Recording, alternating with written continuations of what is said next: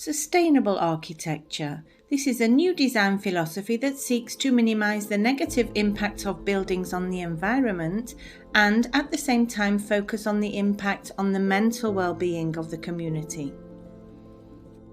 Indeed, this innovative approach to designing and constructing buildings prioritizes both environmental and social responsibility. And today, as our world faces increasing environmental and social challenges, green, sustainable architecture is becoming ever more crucial for the future of our society. Its key principles include the following.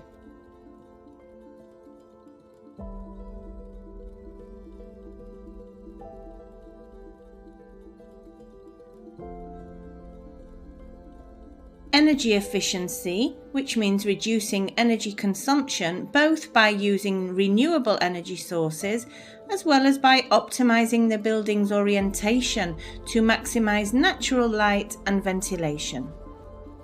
Then we have material selection. This involves favouring environmentally friendly and preferably locally sourced materials, thus reducing the carbon footprint. Better still if recycled or reclaimed, so helping to promote a circular economy. Next, we have biodiversity and green spaces, such as green roofs and living walls. Adaptability and flexibility means that sustainable buildings are designed to adapt to changing environmental conditions and user needs. This promotes longevity and reduces the need for frequent renovations or demolitions, which can be resource intensive. Community integration means considering the social aspects of sustainability by fostering community engagement and enhancing the quality of life for occupants.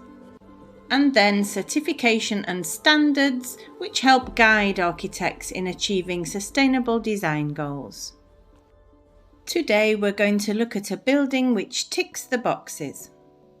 Immersed in the traditional atmosphere of Cambridge University campuses, the Magdalen College New Library, designed by Neil McLaughlin Architects and winner of the prestigious Stirling Prize, integrates the needs of the present day with a sense of history and place, appropriating features that have been layered over the centuries and reinterpreting these in a contemporary mood.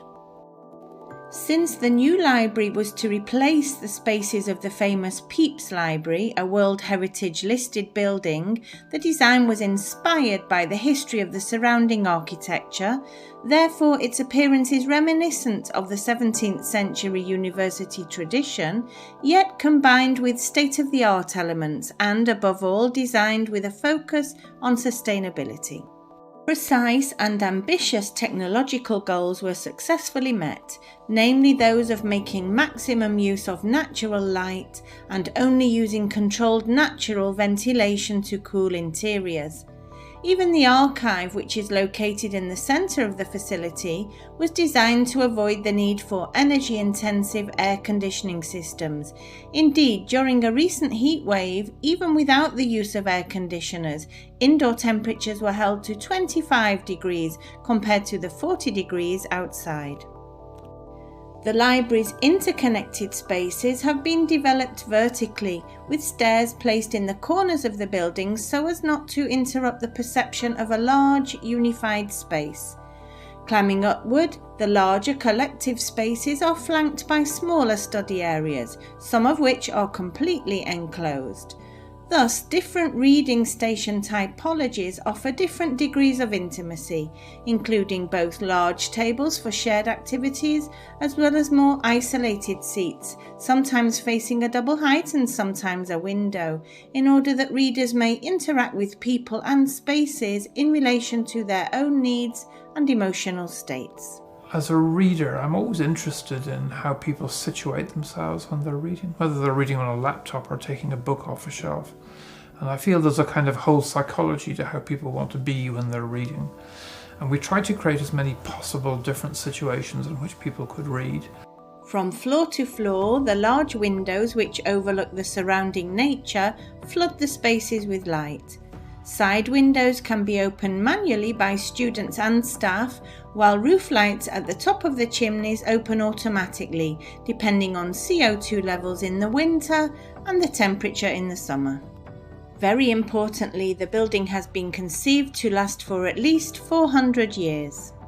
So, the sustainability of this project can be summarised in the following main points. A desire to construct in keeping with the original architectural style, the strategic choice of materials using engineered timber to reduce carbon in construction, the adoption of passive ventilation and natural lighting strategies to minimise energy use, and the design of the building to last over time. Then, last but by no means least, such a well-designed environment is likely to hugely improve student well-being and indeed success.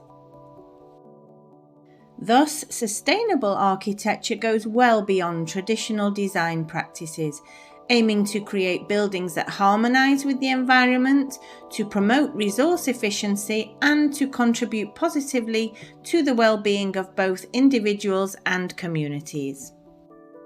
It's a no-brainer, really, isn't it?